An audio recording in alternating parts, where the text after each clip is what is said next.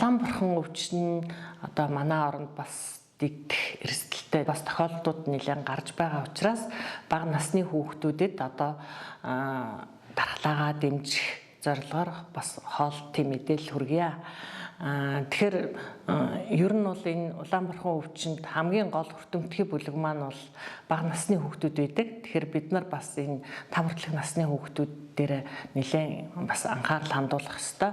Одоо яагаад тэгэхээр сургууль цэцэрлэг эхлэх үе эхэлж байгаа учраас бид нарыг тодорхой дэглэмд нь оруулахын тулд одоо энэ цөөхөн хоногт бас хүүхдүүдэд хангалттай сайн хооллоод, сайн унтуулж амраагаад, шингэн зүйлийн сайн уулах ёстой. Яг одоо Улаанбарханы үед хүүхдүүдэд ийм хүнс өгвөл сайн гэсэн юм байхгүй. Ерөөсөө л бид нар хэрэгжилж байгаа аль болохоор тижээлэг, илчлэг сайтай, амин дэм эрдэс бодисоор баялаг бидний өдөр тутам хэрэгэлдэг тийм ээ, махан хоолооч хэрэглэн, үр тариа, жимс хүнсний ногоо, сүү цагаан эдэгээ ингээ хангалттай хэмжээгээр хэрэглээд тэгээ хамгийн гол чухал юм бол хүүхдийнхаа хангалттай хоолж байгаа дээр нь л маш сайн анхаарах хэрэгтэй.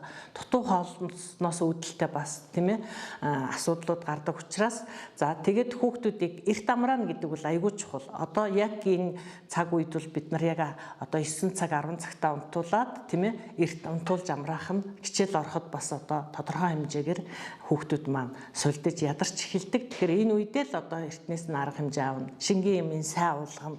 За тэгээд дээрэс нь бид нар энэ Улаанбарханы одоо юутай холбоотой өвчнөөс өрцөн сэргийлэхийн тулд амин дэмэр баялаг хоол хүнсийг бас төлхөө хэрэглэх хэрэгтэй.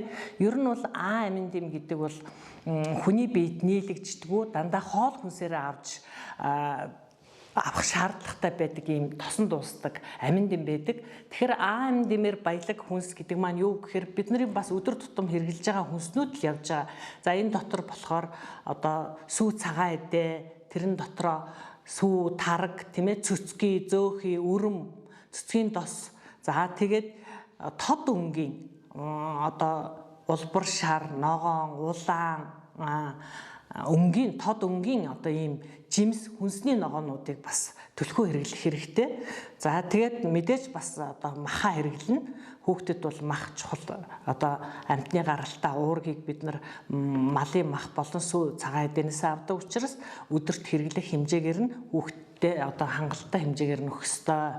За тэгээ ер нь бол одоо энэ Улаанбархантай холбоотой амин дэм одоо амин дэм л их хэрэгцээтэй юм байна. Тэгэхээр ааг л одоо их сайн авах юм байна гэсэн ойлголтууд бас манай ард иргэдийн дунд байх шиг байна. Тэгэхээр энэ амин дэмийг бол манай Монгол улсын хэмжээнд жилдээ 2 удаа одоо Монгол улсын засгийн газраас ингээд бүх сум өрхийн эрүүл мэндийн төвүүдэд жилдээ 2 удаа хангадаг байгаа. Тэгэхээр энэ маань одоо 6 сартаагаас 11 сартаа хүүхэд за тэгээд 11 сараас 5 хүртэлх насны хүүхдүүд бол энэ амин дэмийг одоо үн төлбөргүй жилдээ 2 удаа уудаг. Тэгэхээр энэ амин дэм маань өндөр тунтай учраас 6 сард одоо 5 сард одоо нэг амин дэмжүүлэлт явагддаг. Дараагийнх нь болохоор 10-11 сард одоо яг 6 сарын дараа амин дэмжүүлэлт явагддаг. Тэгэхээр энд л одоо бид нар бүх хүүхдүүдэд хамруулсан байх ёстой. Одоо 5 сард бол нэлээ бас одоо эхний тун хүүхдүүд эхний одоо амин дэмээ уудсан. Одоо 6 сарын дараа 10-11 сард дараагийн одоо амин дэмээ явна. Тэгэхээр энэ дээр бол 6-аас 11 настай хүүхдүүд бол одоо өрхийн эрүүл мэндийн төвөөр тарааж байгаа тийм ээ уулгадаг. Тараадаггүй өрхийн эрүүл мэндийн төв дээр очиж уудаг. Тэгэхээр энэ амин дэм маань 6-аас 11 сартай хүүхдэд өгдөг амин дэм маань цэнхэр өнгөтэй. 12-оос 59 сартай хүүхдэд өгдөг амин дэм маань улаан өнгөтэй байдаг. Тэгэхээр бид нар энэ маань нэг одоо цэнхэр өнгөтэй амин дэм маань 100 мянган эднийстэй, улаан өнгөтэй амин дэм маань 200 мянган эднээс олон улсын нэгжтэй ийм өндөр тунтай. Тэгэхээр энэ маань 6 сарын хугацаанд хүүхдийг одоо амин дэмийн хэрэгцээг нь бүрэн хангадаг гэсэн үг. Тэгэхээр одоо бид нар бол 2 хүртэлх насны хүүхдүүд маань өрхийн эрүүл мэндийн төвөөрөө хангалттай бас яваад вакцин юмдаа хамрагддаг учраас амин дэмээ уучдаг.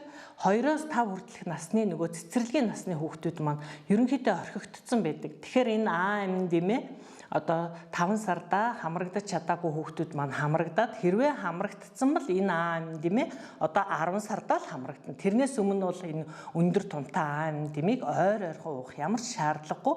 Хэрвээ энэ АМД хэрвээ ихтвэл илүүдвэл бас эмэггүүд илэрдэг.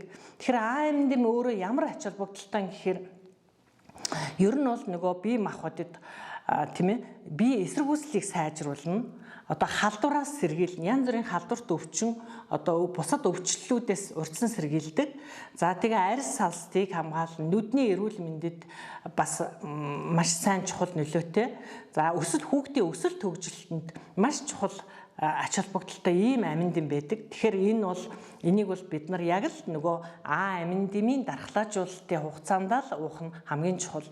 За жирэмсэн болон хөхүүл ээж нарын хувьд бол аминдимийг энэ өндөр тунтай аминдимийг бол жирэмсэн ээж нар ерөөсө хэрэглэхгүй тийм ээ. Энэ бол урагт одоо ургийн гаж хөгжил үүсгэх учраас АМД-ийг жирэмсэн ээж нар энэ өндөр тунтай АМД-ийг. Тэгэхээр энэ өрхөөс өгж байгаа өндөр тунтай АМД-ийг бас жирэмсэн ээж нар одоо уух ёстой гэсэн буруу ойлголт яваад байна. Тэгэхээр энэ өндөр тунтай АМД-ийг бол жирэмсэн ээж нар уухгүй. За хэрвээ бүр АМД уух шаардлагатай бол өрх сумынхаа эрүүл мэндийн одоо байгууллагаас эмч нараасаа зөвлөгөө аваад өдөрт хэрэгэлдэг бага тунтай одоо эмийн сангуудаар зарагддаг бас АМД-ийг хэрэглэж болно. Гэхдээ заавал эмчтэйгээ зөвлөж хэрэглэх хэрэгтэй.